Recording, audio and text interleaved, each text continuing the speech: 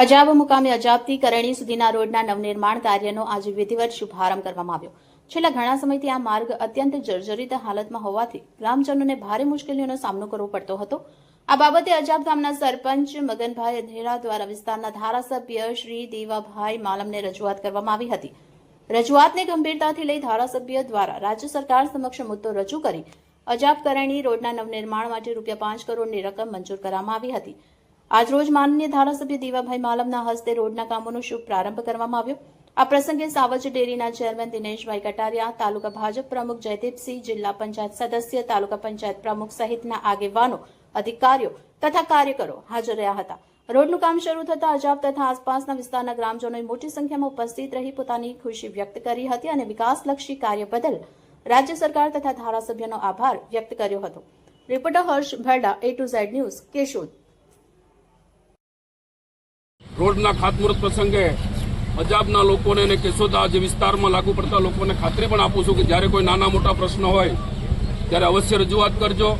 આ રસ્તા અને અન્ય પણ પ્રશ્નોનું નિરાકરણ આવશે એવી પણ ખાતરી આપું છું। સાથે સાથે જ્યારે કોઈ અમુક લોકો આવારા તત્વો, આપણી ગામડાની કહેવત છે ને કે હાથે ગલાલ ઉડાડે છે, એવા પણ અમુક લોકો એવા હોય કે જ્યારે કર્યું કાંઈ ના હોય, કોઈનું એક કૂપનમાં નામ પણ ન કઢવી દીધું હોય, કૂપનમાંથી નામ કઢવી ન દીધું હોય, કોઈને એક આયુષ્યમાનનો દાખલો પણ ન કઢવી દીધો હોય, રોડ માટે સુધા રજૂઆત પણ ન કરી હોય, અને આવા લોકો જ્યારે માથે લેતા હોય છે કે અમે આ કામ કર્યું, ત્યારે આ વિસ્તારના લોકોએ પણ આવા લોકોથી ચેતવાની જરૂર છે।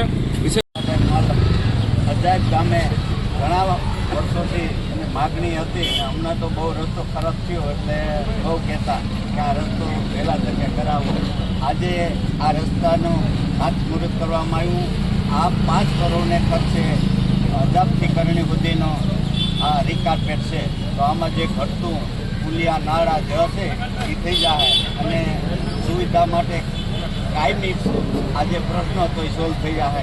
આ ખાતમુહૂર્તમાં ગામના સરપંચશ્રી, સંગઠનના પ્રમુખ, સૌ કાર્યકર્તા અને જિલ્લા પંચાયતના સભ્ય, તાલુકા પંચાયતના પ્રમુખ, તાલુકા પંચાયતના સભ્ય, સૌ આગેવાનોએ આજે સાથે મળી અને આ ખાતમુહૂર્ત કર્યું।